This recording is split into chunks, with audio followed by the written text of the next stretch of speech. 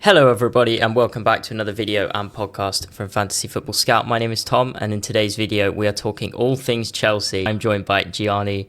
Good to see you, Gianni.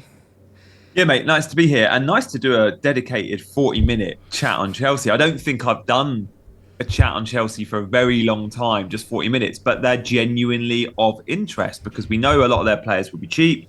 We know they've got some exciting new signings and we know the fixtures are good. Like, I have no doubt the vast majority of teams will have at least one Chelsea player in their team come game week one. Yeah, and as we'll see later on, they're the top of the fixture ticker for the first 14 weeks, so very much expected them to be popular. How are you though? How was your summer? First time back on Scout for the new season? Yeah, yeah, it's nice to be back. It's been a good break, and I've not played any fantasy games this summer, so I've had a complete sort of detox. But I've really enjoyed the football. I've enjoyed watching it without the fantasy restrictions. I've also enjoyed all the transfer speculation and the market. I love the fact the transfer window was open before the Club World Cup. I thought that was so cool. Like it allowed teams like Chelsea, more so Man City, to get business done early, and that then gives us a little bit more thinking time to then going into game week one on players like, I mean, we'll talk about Chelsea only, but to touch on Eight Nori, for example, you get to see him in action, see how Pep uses him, know he's had a full pre-season, and then come game week one, it's not all up in the air. Is he going to start? I mean, sure, we might have that question because it's Pep, but you get a little bit more from him. Yeah, for sure. So in this video and podcast, we're going to chat about the Club World Cup, and from a Chelsea perspective, we're going to chat about the new signings and potentially more new signings. We're going to chat about Cole Palmer. Is he going to be worth it? And then we're going to finish with the fixtures and then some general speculation. So kicking off with the Club World Cup, how much have you watched? Do you think Chelsea have a chance against PSG? Yeah, do you know what, the kickoff times, I didn't stay up late to watch any of those 2 a.m. games, even when it was Chelsea. I loved the DAZN YouTube stuff. Like they would put out extended highlights, even of each half. So you could watch extended halftime highlights of the first half, like 8 minutes from the first half. So I've watched a lot in terms of highlights through the DAZN YouTube channel. And obviously all the Chelsea games, but I've enjoyed it. I know there's a lot out there that have gone, oh, it's just a glorified preseason tournament. You see the players' reactions, and I'm not even just talking about semi-finals. I'm talking about like group stages. Like it means something to the players because there's a global audience. There's a huge amount of money riding on it, so it's important to the clubs. And we've seen with the selection, like we didn't know 2 months ago what selection teams like Chelsea would put out. Well, they've gone pretty much like, of course, there's been some rotation, but they've gone full strength, and that's been refreshing to see and good to see. I mean, I'm worried about the long-term impact of all those minutes, but I don't think we need to worry about that in August. Like I'm worried about that in November, December. But for now, yeah, it's been really positive. I've enjoyed it. Yeah, for sure. I think as a tournament, there was no doubt it was going to be good. Like everyone's going to watch PSG Real Madrid. It's just Yeah, obviously the impact, the tiredness, and then I mean some of the farcical scenes with the weather and the storms. And I remember that Benfica game going off in the 90th minute. it's crazy. Yeah, that wasn't great. But yeah, I mean, what about the impact then? You mentioned it there. I'm a bit concerned about later down the line. I think at the start of the season it might help us Yeah, because I remember years ago seeing teams that had to qualify for like European competitions that like qualify really early, like start their season pre-season a month early because they had random European games in like first week of August. I think I remember Burnley doing it. yeah, Anyway, yeah. my point was when I remember seeing teams do that, a couple of examples I've got where teams did that and they hit the ground running game week one. Like game week one to game week five, it was like, whoa, they're a month ahead of everyone else. Like you don't see any lag there. It's what happens later down the line, which is, I guess, a concern. Like I'm slightly worried for Chelsea when winter hits, they've had their Champions midweek League, Champions yeah. League games already, and then it's like, oh, now they're starting to look leggy. But Maresca loves to rotate. And because of that, and because of the big squad he's building, maybe we don't see it. But there's definitely going to be rotation at Chelsea, which will put us off some of their players for FPL. But again, I don't think we need to worry about that game weeks 1 to 5. But that will be a concern for later in the season because Maresca's not afraid to rotate. There'll be leggy players and the Champions League and the Club World Cup impact. It will build. Yeah. So what have been your maybe couple of takeaways from the Club World Cup? For me, Neto comes to mind. I think he's been great. I think defensively we've continued to look much better. And obviously Cucurella, I think his role is interesting, how it varies so much game to game. And I think FPL managers, like, they could be disappointed or they could be wowed, you know? Because, I mean, week to week, he sits back and then he goes forward and it's tricky. So, yeah, pick up on any of those if you want. Yeah, great question. Should we work our way through the team and go, yeah, like, I mean, Sanchez, straight away, I just go, I want Chelsea to sign another keeper. He's been fine, but I'm gutted we've missed out on Manyan, who's now signed a new deal at Milan or signing one. So I hope Chelsea sign a keeper. If we don't, I'm worried we'll end up signing one in January because we'll realise again, we can't go another full season with him. But defensively, we have looked good. Clean sheets have been there. And I look at Chelsea and go, especially the end of last season in the Premier League, this is a team that will keep clean sheets. And if we get 4.5 million or even some good 5 million options at Chelsea, they're worth consideration. Centre-back pairings, still up for grabs. Like when fit, Colwill starts, but when he's not been playing, we've seen some good partnerships. Like Tosin and Chalobah look good together. Fofana, I think in a world of everyone being fit, it's Colwill Fofana, but that's just never going to happen, those two being fit together. Chalobah is actually, I think, played his way probably into the starting 11 for game week 1. Let's see where everyone's at, but I think Chalobah's been great. Chalobah, Colwill will probably be where it's at, but you probably just swerve Chelsea centre-backs other than Colwill. But Cucurella's the standout option. Like, he has played as like a inverted fullback in the Club World Cup, like taking up number 8 good attacking positions, like we saw at times at the end of last season. He's played as an out-and-out left back, getting up and down where he looks dangerous. And then the most recent game, the semi-final, he was effectively part of the back 3 because Gusto played inverted and Cucurella tucked in. So he is so versatile, but so good every time he plays. Yeah. Maresca will absolutely pick him every week. He rarely gets injured. He's a fitness monster. And he's got an eye for a goal. Even though he played left centre-back, he still clocked a couple of shots in the semi-final. And he won't play that role much. Like, he'll usually be... Yeah, I think it was because Colwill wasn't there. So we needed a left footer in the back 3, really. Yeah, and James didn't play either. So it was Gusto who was allowed to get forward, unlike James. So, yeah. But, I mean, Cucurella, man, I think he'll be a early bandwagon. I think as long as he's not priced 6 million, and he won't be, then... Do you not think there's a chance? No, I can't see it. I think you can't price a Chelsea defender at 6. They're not good enough defensively to go there. Yeah, 5-5. I don't think anyone's going to be 6.5 this year. I think Gvardiol maybe, an Arsenal centre-back maybe, but let's assume 6 million is the top price for a Frimpong, a Kirkes, the Arsenal, the Liverpool lads. Then you can't. I don't think you can put Cucurella there. I think he's 5.5, but it'll be popular. I think Cucurella, Munoz will be sort of 5.5. Would make sense. What else? I think Enzo's been really good. They're the defenders. Yeah. Mate, Enzo looks to really have found his feet. Yeah. At end of last season as well, like I had him in my FPL team and he weren't getting the FPL points, but he was passing the eye test. He at times was like a dual number 10 with Palmer. Like they're pretty much similar average field position. Obviously, Palmer comes with extra FPL sexiness with pens and more set pieces, but Enzo's got an eye for a goal now. He's at times I watch him and go, your timing on a good game, you've got that Frank Lampard late run into the box from number 8, getting on the end of crosses. Like now, of course, he's no Lampard. He's working on that though, isn't he? He's Enzo. Like clearly, he's adding goals to his game, and I think next season we'll get a good amount of goals.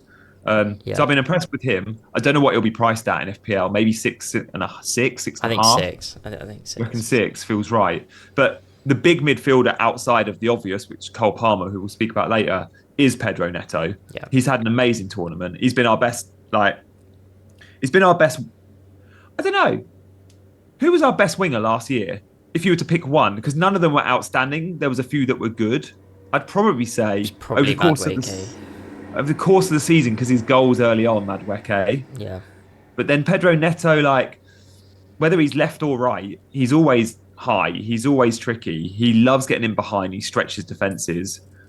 And he looks fit. Like, I think we've always known Pedro Neto as a bit of a sick note, certainly at Wolves. Yeah, he's got over 40 appearances this year. Has he? Yeah. So he's looking good. And he'll be, 7 million next season? Yeah. Like, he's going to be a starter, isn't he? Like, we don't know who's going to play. Yeah, he's got that right wing spot locked. because especially if Esteval's Madueke not going to leaves. start. So yeah, with Yeah. Madueke leaving and Esteval will need time. So yeah, I think Neto's got that locked on the right. And let's say Esteval does somehow become a starter in January, whatever. Um, you could argue Neto will be first choice on the left over Gittins. Let's see how Gittins gets on. But Neto has been so good. I think he's really. I think Maresca knows that that's his number one wide forward. So there'll be eyes on Pedro Neto for sure going into game week 1. Yeah. And then actually we'll do the strikers now. We'll move on to the new signings, and we will start with Delap and Joao Pedro. So Delap, the out and out number 9, 30 million quid. I mean, from a business perspective, whether he does well or bad, I think that price means we could just sell him on for the same price in 2 years if it doesn't work. Joao Pedro, the versatile attacker. Maresca said he can play both sides, number 10 and up front. Started up front in the semi-final, scored twice, 2 absolute worldies. Although I'm not sure how sustainable that is, considering he never scored outside the box for Brighton. But yeah, so how do you see that? And then obviously Jackson is still there. So how do you, if I had to pin you down for a game week 1 starter, who are you saying? Who are we playing game week 1? Crystal Palace. He said he likes Joao Pedro in a low block. Are we home or away? Home. Yeah. I don't know. It depends how they get on pre-season because it's such a confidence position with goals. If Joao Pedro goes and scores 6 goals pre-season and Delap doesn't score one, Joao Pedro would just get the nod because he's got that rhythm. Yeah. It's interesting. Joao Pedro, he likes against low blocks. Like he said, he's so good on the ball and he's such a technical player. Delap is obviously more of a Jackson profile, someone that can more of a runner, wants to go in behind. He's so strong. Delap's got the composed finish. Like I'm not so sure game week 1. I think probably Joao Pedro off what we know, but let's see what pre-season shows us. I'm really interested in how that position evolves for Joao Pedro because I think he's got the potential. When we signed him, Chelsea Twitter and just football Twitter was football Twitter mainly was sort of laughing at us. Oh, another Brighton player for a lot of money. And I tweeted something like, I really like this signing because I like his versatility. And all of my comments were like, oh, he's only scored a few goals at Brighton. Oh, he's got bad temperament. I'm like, this guy gets in the Brazil squad. He's only 23. We forget because he's been around for ages. He's a kid with a huge ceiling above him. We've not seen anywhere near Joao Pedro's best. And then when he spoke to Chelsea's Instagram on day 1 of training, he was asked 2 questions, which were really telling for me. What's your favourite position? And without hesitation, he said number 9. And I was like, oh, he said, I'm a striker. I was like, wow, okay, that's really interesting because most of your Brighton minutes were probably as a second striker, number 10. Yeah, with Welbeck, yeah. Yeah. And then he was asked, compare yourself to a player in world football, and he's again without hesitation, he said Lewandowski. I'm like, he couldn't have picked a more number 9. And I'm like, okay, he clearly has had a lot of chats with Maresca before the signing, and they've spoken about where Maresca sees him. And I know Maresca has said he's versatile and all of that, but clearly he signed to be a number 9, or he doesn't give those answers. And then he plays number 9 on his first appearance, comes on for Delap, a brilliant half an hour cameo, didn't get a goal, but looks so lively. And then he starts and gets 60 minutes and scores 2 worldies. I'm really excited for Joao Pedro. But 2 weeks ago, I was really excited for Liam Delap. They're 2 brilliant signings. And you're absolutely right. If Delap flops, we still make our money back easily. How Delap's 30 million release clause, every club in the Premier League would have wanted that signing because definitely. It's unbelievable for an English player that's got his profile, and he's so strong. And he's got Jackson's profile with a finish. Yes, please. Yeah. Speaking of Jackson, I think there's probably a chance he gets sold, I would say. Yeah, it's just if there's a buyer for him at 50 mil. He's been linked with Villa, clubs if they sell Juve Watkins. and Villa. Yeah. And now Juve have got Jonathan David, so I don't think he'll go there, although they're trying to get rid of Vlahovic. Maybe they want both. And Moani's leaving Juve. So if they get rid of Vlahovic and Moani's gone, there's a spot, and Jackson I could see him doing very well in Serie A, to be fair. And then Villa, he's played with Emery before, but he's not going to go to Villa if Watkins is still there, is he? No. Surely not. No. But Chelsea will want 50 million for Jackson, and rightly so. He's shown to be a Premier League level striker that can cause centre backs problems, and we paid 30 for him, and he's still young, and he's not got injured badly. It'll be interesting to see if there's a buyer, though. I think we'll only sell for the right price there. Yeah. Because you could argue his ceiling. We spoke about Delap's ceiling. Jackson, I really do like. Yeah. Clearly his finishing is off. Even in the semi-final, see the ball we should have squared to Cole Palmer. I think he squares that if Joao Pedro hasn't scored twice. Jackson's not a Ah, selfish yeah, player. Jackson always squares the ball. Like he usually is true. scared to shoot. Yeah, you reckon that was in his head then Yeah, from Joao Pedro? 100%. Because last Fair season, point. there's examples of him squaring balls to Palmer in an open goal, or maybe the fact we were 2-0 up. Maybe if it was 0-0, he would have squared it. I The think worst thing who is, starts the final will be a big test because they're all available. yeah, Who do you, I can't see anyone but Joao Pedro starting that final now. No, I can't see Delap starting. I think there is maybe an argument for Jackson just because our press is going to have to be perfect, and he's the guy who knows the True. system the best. Yeah, that's a good point. Yeah, I don't think you can throw Delap in No. for that. It's Joao Pedro because of the goals and the confidence.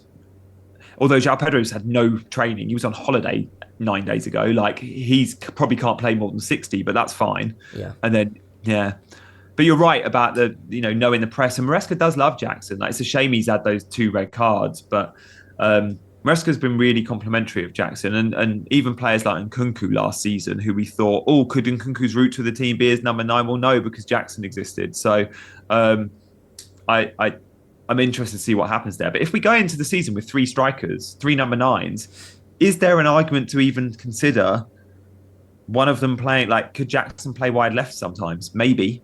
Don't know. In my head, he can, but Maresca has always said Jackson's a number 9. Yeah. But I wonder if Joao Pedro could play left and like Cucurella pushes on as the winger, Joao Pedro comes inside. I think that could happen because, I mean, right now Nkunku's playing on the left. He's actually doing quite well. But he's probably playing for a move. But speaking of the left, that brings us on to Gittins, the new winger, 50-odd million. I haven't watched a lot of the Bundesliga, but by all accounts, he fits what Maresca wants. He's a dribbler. He cuts inside. He's got goals, which is good. You happy with that? And do you think he could be... on paper, he's the first choice left winger. Yeah. I know, it's crazy that.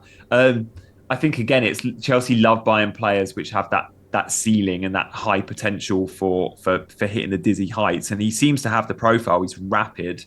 I haven't watched him much. I've only watched Dortmund in the Champions League. I must say, I did constantly have him in my Champions League team because I've always liked covering Dortmund for attackers.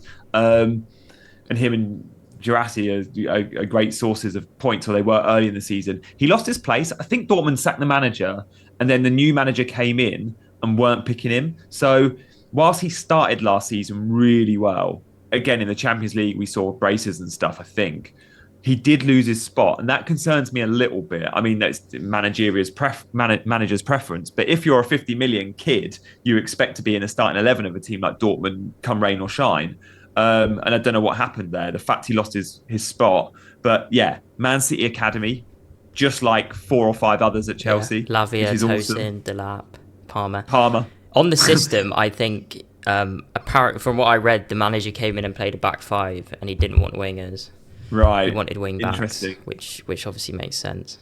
Fair enough. But I'm like, if you're that good, then you find a new role in the team for him. But maybe, yeah, as I say, he is an out-and-out wide man in a 4-3-3, so makes sense. Do you think he'll be better than Sancho? Because that's essentially who he's replaced. Yeah, and Madueke. Is he going to be better than Madueke as well? I'm thinking. Because I know Madueke played a lot on the right. But I don't think Madueke is that good on the left. Yeah, but even so, is he going to be a better wide forward than Madueke? Forget left or right even. I'm like, is he a better profile than Madueke? I'm not so sure yet. Don't know. He's got the dribbling. I think with Neto and Esteval on the right, I do think Madueke is expendable. Yeah, fair. I didn't mind Madueke on the left, but I think what Gittins has got over Madueke is the finish. He's better in front of goal. I mean, 8 goals last year. Yeah, and he's not as great. Like Madueke's get some goals, but then you go, what's his conversion rate? And I bet Madueke's conversion rate is so poor compared to Gittins because Madueke's so greedy. Yeah. So greedy. He shoots on sight. So yeah, I think he's an upgrade. And is he an upgrade on Sancho? To your first question, Probably. I was all right with Sancho going. I did wonder if we should just pay the release clause and then try and sell him on in a year's time. Yeah, I did think we might do that. That's a bit of a Chelsea thing to do. Yeah, me Because you'd too. probably get more than 20 million for him. But apparently Yeah. he wasn't willing to sacrifice his wages. Because apparently we did offer him a contract, but I mean, his wages are astronomical, aren't they? Like, what's I he mean, on? it's double 450 or Palmer. something? Yeah, it's double Palmer. So Yeah. So I was all right with Sancho leaving. I'm all right about Madueke's leaving. I wasn't particularly like Pedro Neto. If you'd asked me even 3-4 months ago, I'd have said Pedro Neto over Madueke and over Sancho in terms of wide forwards. I really like him. And then Gittins is good, and obviously Mudrik's not coming back anytime soon, so we did need a player on the left. yeah, Esteval's going to be interesting though, isn't he? yeah. I think he's going to be great. I think it will take Eventually, time, but yeah. obviously moving to a new country, he's only 18. But because I wrote an article about him for the website yesterday, Yeah, I saw that. I was researching like what he's done, and he scored 15 goals last year, taken some penalties, age 17 in the Wow, Brazilian for league. Palmeiras, he took Yeah, pens, yeah. or some of the pens. Wow. Three out of four he scored. Okay. I mean, at the Club World Cup, I thought he was good, and then obviously He's that awesome. goal against Chelsea was, which I guess is encouraging because it doesn't get much tougher than Cucurella in the Premier League, and he had a bit of success against Cucurella, running Yes. down the wing, which was encouraging. Put himself about a bit, even though he's quite small.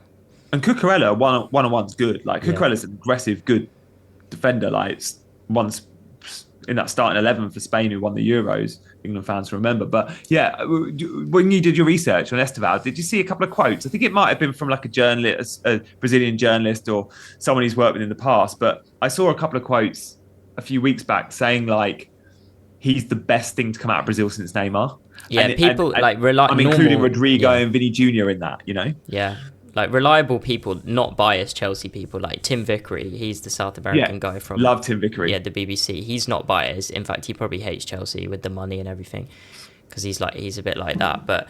And he said he's one of the best since Neymar. So yeah. So if anyone's going to say like, you know, the amount of talented Brazilian kids like Endrick, Vinny Jr., Rodrigo, those three all went to Real Madrid. It's like, yeah, I'm up for that. And I think we did beat off a lot of competition from the likes of Madrid for his signature. So yeah, just the physicality of the Premier League, it will take him a while, but it's great. I mean, he can sit behind Neto. That's what you hope, that Gittins and Neto do well and he can come on. Shame there's no Brazilians at Chelsea anymore. We used to have loads of Brazilians that would have made him feel right at home. We've got Portuguese speakers though in Pedro Neto, which will help. A couple of them. Yeah, did you see Palmer trying to chat to him? Yeah, it's great. I mean, Palmer, Palmer just makes me laugh. He's funny. I think even if he was speaking to a young English lad, they probably would have had a communication breakdown at some point. Yeah. And then a couple of other new signings just to cover off. Asugo is our new CDM, so basically the Caicedo backup. And because Lavia is never fit, that's probably a smart signing. We've got Sarr, who is a new centre-back. I'm guessing could go out on loan again, but he's from Strasbourg. Yeah. And then rumoured players. I have a funny feeling we might get another winger. I'm still not ruling out. Do you reckon? Garnacho. I saw you say that on WhatsApp yesterday. Just because, Gittins. So we've got Gittins, Neto, and Esteval. Tariq George, if you see him as a winger. I think he'll go on loan. I just worry we're going to sign another left winger. I don't think we need to. But what, you think a big name? I don't know, 50 million Garnacho, something like that. Oh, please no. Yeah, I don't want Garnacho. No Garnacho. Really don't want that. I hope the fact we've gone and spent that on Gittins, if we buy a left-sided player, it's someone the stage before Gittins. It's a kid. It's a 20 million kid. But I don't know. Let's see. To be honest, with Nkunku, I've been impressed with Nkunku the last 4 matches. Yeah. He seems to have started running again, which sounds strange, but last season, for me, he didn't really move. He didn't press, but this tournament, I've been impressed with him. I wonder if last season we still saw him struggling with or worrying about injuries because he was out for so long. I don't know, maybe he was playing within himself. We see that with Reece James now. Like, Reece James doesn't play in positions where he has to do lots of sprints because he's worried. Chelsea are worried. The other signing we should mention, because he's come back from loan and he should be in the Chelsea first team squad, he will be, is Santos, right? Andre Santos. Oh yeah, of course, yeah. Is brilliant. He's Brazilian. He's so good. Yeah. Yeah. So I was so impressed, like with him as a young Brazilian kid. He captains all Brazil's under teams. So if you're captain of Brazil under 19s, you're doing something right. Yeah. And then at Strasbourg last season, he was the captain. Like, who makes a 21 or however old, a 21-year-old Brazilian who doesn't speak bloody French? Like, who makes him like? I was like, whoa, he's clearly a leader. He was at Strasbourg, when he. He was, yeah. Yeah, like, and he put up good numbers. Like, I think he scored a fair few goals. Like, he was the main man, and I'm like, wow, this is a Brazilian kid. Like, fair play. This clearly he's got something. Yeah, I was impressed with him. And to be fair, I kind of hope he starts the final. Him, Caicedo, and Enzo, I think would be quite good against PSG's transitions. But yeah, he's definitely got a role to play this year, especially because, like we always say with Lavia, just it's not happening. Yeah, exactly. I'm so gutted because when Lavia's in that team and when he's fit, he's such a joy. So, him and Caicedo are just the perfect pair. Yeah. And then it allows Enzo to play further forward. What do we make? I guess, do we want to move on to Palmer soon? Because I want to ask you about Palmer's position because, you know. Yeah, we'll just really quickly do just another signing. Any other more signings? I hope we sign a left-sided defender because we have no Cucurella backup. That would be my take. Like someone like Vega, who is actually happy to be back up because that didn't really work out. But centre back, left back would be my choice. I just want a goalkeeper, man. I really want a keeper. Yeah, but if Cucurella gets injured, we're so screwed. I don't mind a world in which Reece James plays there. Yeah, it's not ideal though, is it? It's not ideal, and depending on the system, but you could play like Colwill left centre back. You could play the system we played the other night, where Colwill was effectively the left centre back, and it's a back three with Gusto. Gusto caught the eye the other night playing really he's basically a right winger. Yeah, it's just a shame his end product's not that good. Should have scored that header as well. Still hasn't scored for Chelsea. Yeah, it's a shame that because he's talented, but he's terrible in front of goal. Yeah. Anyway, so as you just teased there, let's move on to Cole Palmer. I have a theory in FPL that he is going to be like the best differential. Because if you look at the captaincy and stuff, like my initial thought was you want Salah captain game week 1, Saka captain game week 2 against Leeds, and then you're not going to have Palmer, and then if Neto's 6.5, and Palmer's 10, you're not going to pick. I don't know. Like, how do you fit him in? The problem with Palmer is the gap between him and the other Chelsea forwards, and if there are other Chelsea forwards scoring goals. And there will be. Let's say we think Joao Pedro is going to start the season, and let's say Pedro Neto, and they're both 7 million-ish. Yeah. Like, how do you justify 10.5 on Palmer then if you know you're getting a nailed Pedro Neto at 6.5 or 7? That's tough. I know you get pens, but he's effectively Enzo Fernandez with pens. He's become more assister in recent weeks. Like, it's 2 open play goals in 26, which is not great. It's still, but he's still been amazing for us. That's the thing. I don't look at him and see we're carrying him now. Like the Conference League final, those 2 assists were amazing. He stepped it up when he needed to, didn't he? You could tell. Like he's going to have a big season. I've got no doubt. I'm with you. I just don't know if he's going to be worth that. I want FPL to price him at 9.5. I've been banging 9.5 all pre-season in my vids. I think if they go 9.5, they give us a real decision to make. I think if they want players like Palmer to be 20-30% owned. So what's Saka? 9.5 or 10. Isak? 9.5. That's cheap. I think Isak should be 11 personally. With Champions League for Newcastle. Don't know. Maybe. I don't know. But I don't know. So do you think Palmer is... I've got Wirtz at 9.5. I don't think you can price Wirtz and Wirtz and Palmer the same. One has pens, one doesn't, but I don't know. Palmer's Liverpool got 2 the best seasons, Yeah, Liverpool the best attack in the league though. I don't know. Wirtz and Salah pricing's can't be 5-6 million between them. Yeah. I mean, for me, like the Club World Cup game, for example, I've been playing fairly seriously because I'm doing all right, and Palmer doesn't scare me, to be fair. Yeah. Like, I look at Enzo and Neto, and they're just as attacking, just as consistent. It's just the penalties. Obviously, we haven't got a penalty yet, but I don't know. I think it's very unlikely Palmer will be in our game week 1 teams. Yeah, I think you're right. I don't think he will be because I think there'll be bargains in Chelsea's attack elsewhere, and I think if we see Joao Pedro or Pedro Neto scoring lots of goals pre-season, or we just know they're starting, that'll be 6.5, 7. Like that'll be in teams, and Cucurella will be in a lot of teams. So I think Palmer will be ignored because managers will want new toys, and there's new toys in the form of Verts, there's new toys in the form of Gyökeres, and then there's already Saka and Isak around that price point as well. Of course, you're probably only going to have one of those players or two of those players I just mentioned, as well as Salah or as well as Haaland. So I think we'll see alternatives for Yeah, it's a Palmer. shame.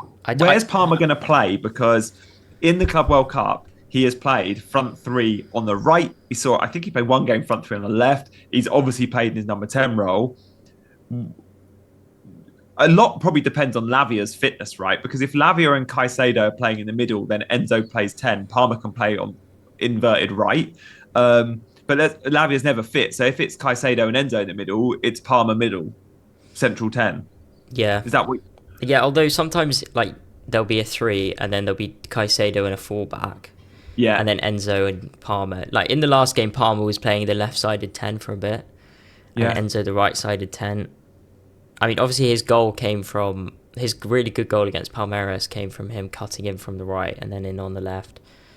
I think he that's used his to do best. a lot. That was his space. position when we bought him. Like even when he got games under Pep at Man City, it was always there. England under 21s when they lifted the trophy, Anthony Gordon was on the left and Palmer on the right. Like it was. With Delap was it Delap in the middle? Might have been, Yeah. Might have been. Anthony Gordon was player of the tournament. I think I remember thinking, oh, is he better than Palmer? And then clearly not. So what do you think Palmer's perfect role is? Like that is under Poch, isn't it? Where he's the lone 10 and he can basically do whatever he wants. But Maresca's more structured than Pochettino ever was. And that's why we might not get the same output long term. And Maresca also uses Enzo as another joining force in that sort of 8-10 hybrid. And that's good for Chelsea. And I love Enzo in that role because I think he's got that box crashing that Lampard has. I think Enzo can do that. But for Palmer, it's the Poch role. It's the complete free role number 10. I'm the only one. And Enzo and Caicedo are quite a lot behind me and everything goes through me. But that's his best role. And that's where probably you'd want to see him play for England.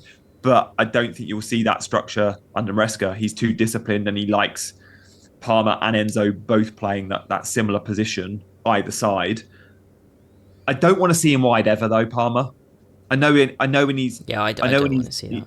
When he's listed front three and you see him on the right, obviously he doesn't stay on the touchline, but he needs the right player overlapping him so he can cut in. Otherwise, he's wasted. Yeah, definitely. I think as a team we've been better though. That's kind of the tension because like the second half of the season and the Club World Cup we've been great and way more solid defensively, but it has come as kind of a sacrifice to Palmer. But also Enzo's numbers are up. FPL. Enzo's numbers are up. Neto's numbers are up. So it does seem to help everyone else. The chemistry with a number 9 is important for Palmer as well. Like if we think of like key partnerships, I've always thought Palmer and Jackson are a good two. I like Palmer and Jackson together, but I have no doubt Palmer and Delap will be very good together. I don't know about Palmer and Joao Pedro. That's my only reservation because Joao Pedro will drop deeper into Palmer type areas. Palmer likes having a focal point number 9, just like a De Bruyne would or an Ozil would. Like out and out number 10s, ideally want a number 9 playing on the last man. Usually that's what they're looking for. Joao Pedro isn't necessarily that striker. So again, I'm keen to see the link up with different number 9s. Yeah. And how that affects him. Yeah, that's kind of my reasoning why I think Jackson could start the final. But, yeah, fair. Yeah. Fair point. Yeah. Yeah, it's going to be interesting. It's going to be really interesting to see what happens with that Chelsea front line moving forward. And the final is going to be so tough because PSG are an absolute machine. Like 4-0 against Real Madrid, like so comfortable. Yeah, but two of those goals, polished. Obviously, we're going to have to be perfect and we're not favourites, but I think our press is going to be a lot better than Mbappe and Vinicius. God, yeah. And then obviously, hopefully Rudiger, hopefully Colwill doesn't just give the ball to Dembele. It would help. I just worry a bit about Sanchez. But anyway. I think I'm not confident. I think PSG win. But if there was ever a team, well, not ever. If there's a team that they come up against in the Club World Cup that could cause them problems, Chelsea have got that in them. we can sit, we can defend well. We've shown we can. Our press is very good. Just our midfield's so competitive. Like PSG's key is that midfield three is ridiculous of Neves, Vitinha, and Fabian Ruiz. But when I see Caicedo and Enzo at the top of their game, like they can compete in there. Yeah. So I think, and maybe Neto, if he plays on the left again, he can get behind Hakimi. oh yeah, because I mean Hakimi's license to get forward is obscene. So if Neto stays high and wide, which the average position map from the semi-final was insane. It looked like Mo Salah position maps where they just have one luxury who stays up there, and it was Pedro Neto. He just didn't have to track back. And again, that's a really nice attacking outlet for us. Yeah, for sure. So on the screen now for the final part, I've brought up the fixtures. We are top of the fixture ticker for the first 14 weeks, playing Palace, West Ham, Fulham, Brentford, Man United, Brighton, Liverpool in 7 is the toughest game, and then Forest, Sunderland, Spurs, Wolves, Burnley before Arsenal. But then we have Leeds after Arsenal. So Liverpool and Arsenal at home, and apart from that, it's pretty good, including all 3 promoted teams in the first 14 weeks. So nice. Chelsea plays popular. If you had to push me now, I'd say I would own Cucurella and Neto. Yep.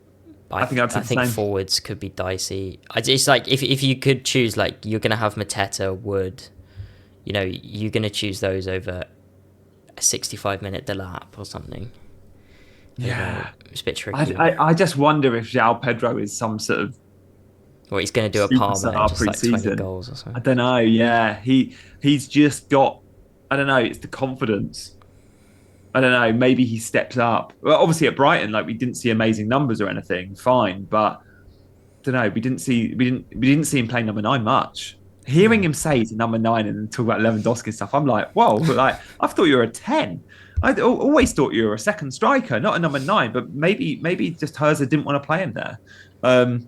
And Welbeck was obviously good enough, but for me, he didn't come in as a starter. Obviously, those goals have kind of changed stuff, but we'll have to see if he can keep that up. And Jackson's discipline may have changed Maresca's headspace there. Like, is Jackson someone I can rely on? Like, having the silly tackles, he's got to earn it back. He's got to win it back. And obviously, Delap was banned. Delap was banned as well. So Delap's probably kicking himself for getting that yellow card. I know. Although I did think in the quarterfinal, Delap's 60 minutes wasn't great, and then Joao Pedro came on in that half an hour. He did more than Delap did. Yeah, but Delap was obviously brilliant before that. So yeah, it's exciting. But you're right. We'll probably put off the Chelsea forwards. Pedro Neto will be popular amongst Chelsea fans. I don't think non-Chelsea fans are picking Pedro Neto. I think a few YouTubers could get that going with the fixtures. The YouTubers might with the fixtures. Well, maybe you can have a word with Harry then. Tell him not to. I think Harry will pick Neto for no doubt. Yeah, but that doesn't help our campaign, does it? So have a word. It's just because like you can obviously tick off one of the top 4 teams without Palmer, so you can go like Salah, Saka, Neto. Do you reckon Saka's going to be in many teams with those fixtures? To be honest, I haven't really looked. I just think he's the best captain in game week 2. Yeah, and then you can move him to Isak. As part of 2 transfers was my launch day, fixture day thought. Was it? I looked at Arsenal and went swerve the attack. I filtered on Scout difficulty on I think first 5 or 6 game weeks on attack, and Arsenal were bottom. It's just I don't know. It's just game week 2. Don't Liverpool have a tough fixture in game week 2? So you're not going to captain Salah. I mean, obviously you can always captain Salah, but I think it's Newcastle, right? Yeah, away. Liverpool are away at Newcastle. Yeah. Haaland has Tottenham. Palmer has West Ham, and then Arsenal have Leeds at home. So Pedro Neto captain it is then. Yeah. And on that note, I think we will leave that there. But yeah, thank you very much, Gianni. Exciting times in the world of Chelsea, I think. Actually, just to finish, we'll do a quick prediction. League position? 3rd. Yeah, I was going to say 3rd. 3rd. We're still way short of the top 2 of Liverpool and Arsenal, but I do think we can edge City this year. It's just for me. It wouldn't shock me if we were like last year, almost top at Christmas, but I can see us fading away. My big thing, Tom, is going to be how we manage with rotation in the Champions League. or lack of rotation in the Champions League. Like Liverpool, Man City, and Arsenal do it so well where they just play the same 11, and those players can play 2 top games a week. Yes, I mean, Teams someone like like Palmer has Newcastle never or played three Aston games a Villa, week. yeah, or Chelsea last season, we had the luxury of being able to rotate because we were playing Mickey Mouse Thursday nights. But teams like Newcastle, Aston Villa, they can't do the Champions League like Liverpool, Man City, and Arsenal. And I think we're more Newcastle Villa than those other three. So it's third or fourth. I think we get top four. Yeah, It's third or fourth. It's are we going to be better than Man City? I just don't. I still have big question marks over City. yeah. Yeah, cool. I agree on third. On that note, thank you very much, Gianni. If you've enjoyed the video, do drop a like, do subscribe, give us 5-star on the podcast network if you're listening to us, and we will see you very, very soon. Thank you.